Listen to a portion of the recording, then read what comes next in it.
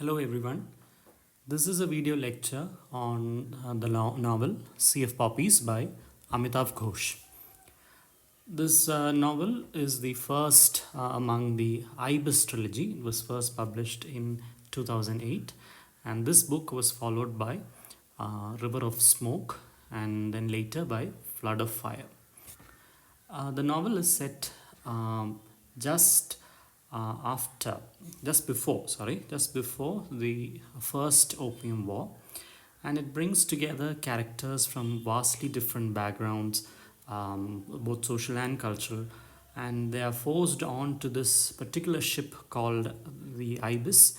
And the ship was once used to carry slaves, and now it is being used to transport opium as well as girmitias or the endangered laborers.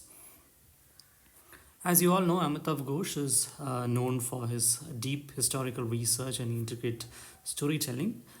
His novels explore migration, colonialism, caste, gender, language, etc. And he draws attention to those voices that history has often ignored.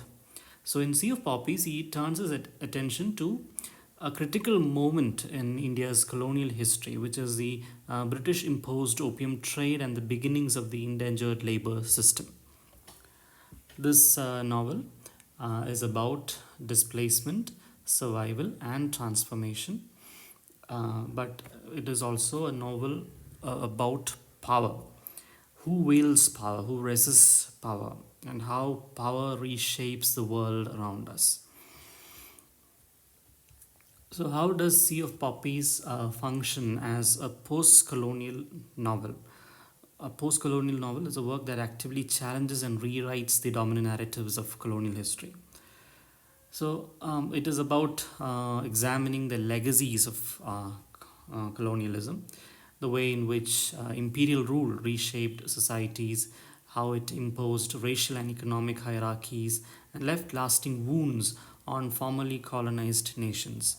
It is also about giving voice to those who were written out of history.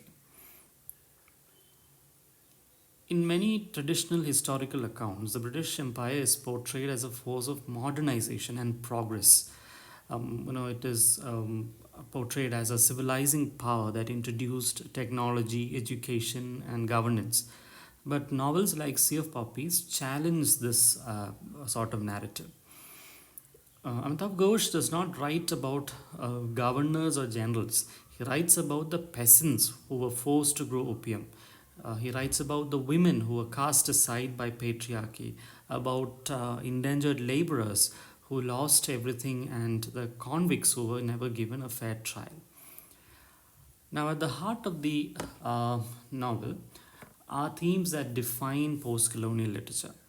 Um, Colonial economic exploitation, um, particularly through the opium trade, which destroyed Indian agriculture and devastated communities. Then forced migration, as seen in the Gurmithya system, which transported Indians to British plantations in places like Mauritius and the Caribbean. Hybrid identities, as represented by the characters Zachary Reid and Paulette, who navigate racial and cultural ambiguity. Language as resistance, as Ghosh blends multiple languages to challenge the dominance of English and show the multicultural reality of colonial rule. So he presents colonialism not as a tale of progress, but as a system built on greed, deception, and immense human suffering. Now, how does language serve as a tool of power as well as resistance in Sea of Poppies? During colonial rule, English was the language of administration and control, obviously. Those who could speak it were given positions of privilege, while those who could not speak English were seen as backward. But Amitav Ghosh resists this linguistic hierarchy by filling his novel with Indian languages, sailor slang, Creole dialects, and making the reader experience the linguistic chaos of colonial India. Characters like Zachary Reed, navigate this multilingual world in different ways. Zachary as well as Pollitt. Now, Zachary is an American sailor. He's of mixed race. He passes off as white. He speaks English fluently, but his racial identity is constantly shifting depending on who is around. Now, he's a reminder that race, like language, is a colonial construct, a system of categorization meant to control people.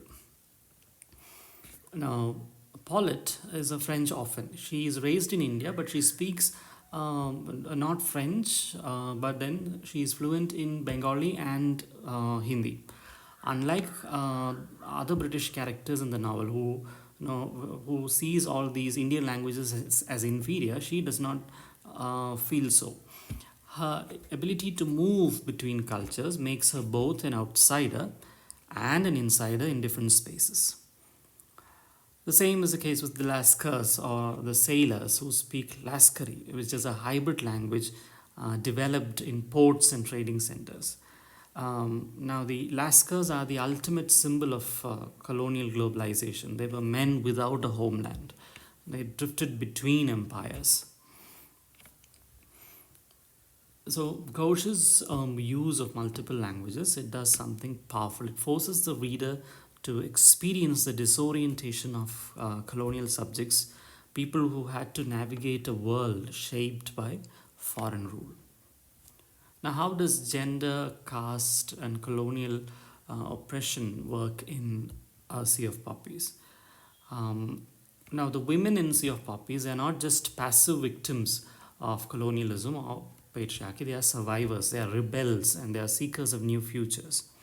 Didi, who is a high caste woman from Bihar, she's expected to commit sati by burning herself on her husband's funeral pyre.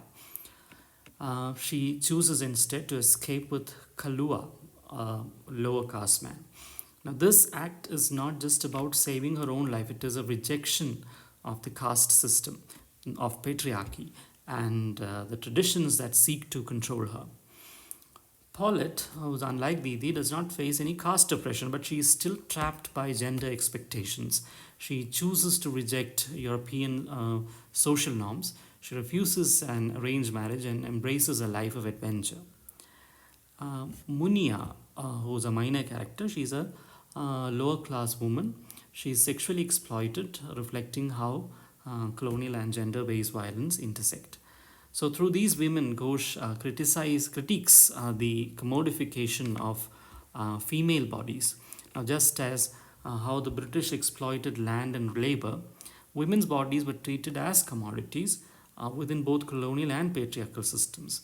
Another good example would be that of Ilokeshi, who is the concubine of Neil Ratan, and she is used as a tool.